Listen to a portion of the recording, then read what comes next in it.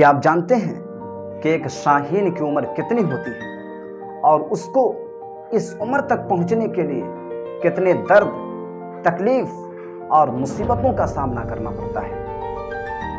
آج کے اس ویڈیو میں ہم جانیں گے کہ شاہین 70 سالوں تک کیسے زندہ رہتا ہے۔ تو چلیے شروع کرتے ہیں۔ میں ہوں افضال دلکش اور آپ دیکھ رہے ہیں دلکش موٹیویشنل۔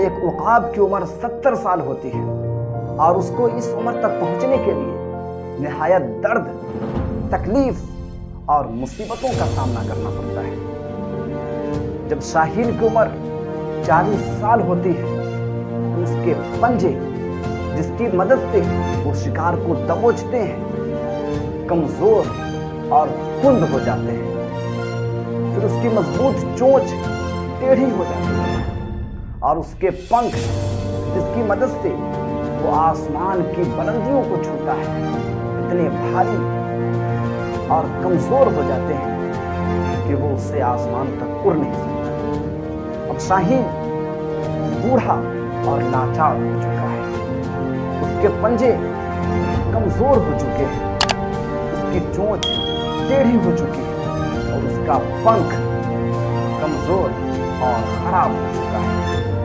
اب شاہین کے پاس صرف 2 راستے بچے ہیں۔ پہلا راستہ کہ وہ موت کو تسلیم کر لے اور ہمت ہار جائے اور اپنی ہار مان لے اور مر جائے۔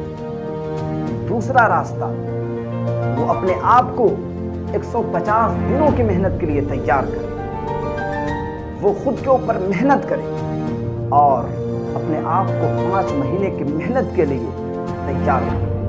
آپ کا کیا خیال ہے؟ شاہین کس راستے کو چنے گا؟ کیا وہ موت کو تسلیم کر لے گا؟ آپ نے بالکل صحیح سوچا، شاہین دوسرے راستے کو چنے گا۔ وہ ہمت نہیں ہارے گا، اپنے آپ کو آگے بڑھائے گا اور وہ 150 دنوں کی محنت کے لیے تیار ہو جائے گا۔ سب سے پہلے وہ پہاڑوں پہ جائے گا اور اپنا چونچ پتھروں پر مار مار کر اسے توڑ دے گا۔ کچھ دنوں کے بعد جب نئی چونچ نکلے گی تو وہ ان چونچوں کی مدد سے اپنا ایک ایک ناخن اکھاڑ پھینکے گا اور کچھ دنوں کے بعد ان ناخن اور چونچ کی مدد سے اپنا ایک ایک بال اکھاڑ پھینکے گا۔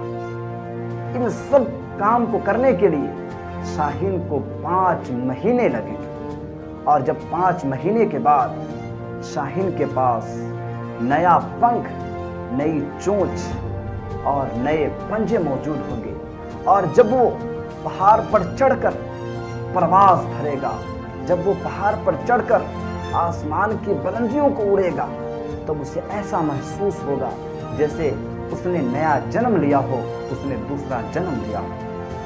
اس کہانی سے ہمیں یہ سبق ملتا ہے کہ اگر ہم کو خود کو گرو کرنا ہے، خود کو آگے بڑھانا ہے، تو سب سے پہلے تبدیلی، چینجنگ اپنے اندر لانی ہوگی۔ سب سے پہلے بدلاؤ خود کے اندر لانا ہوگا۔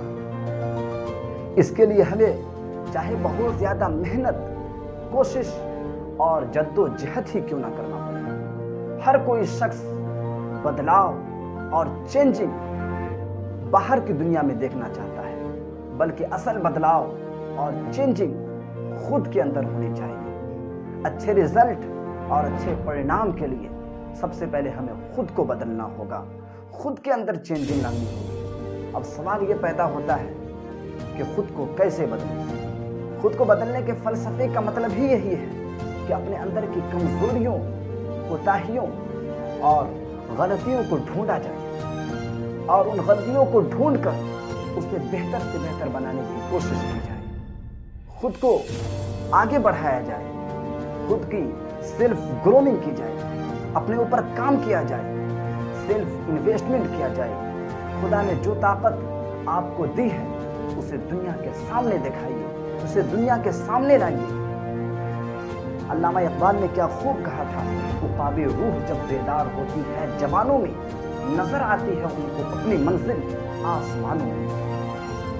اگر آپ واقعی خود کو بدلنا چاہتے ہیں، خود کے اندر چینجنگ لانا چاہتے ہیں، خود کو موٹیویٹ رکھنا چاہتے ہیں تو اس چینل کو ضرور سبسکرائب کریں اور ہمارے ویڈیو کو ضرور لائک کریں تاکہ میں ہمیشہ آپ کو اسی طرح موٹیویٹ رکھ سکوں.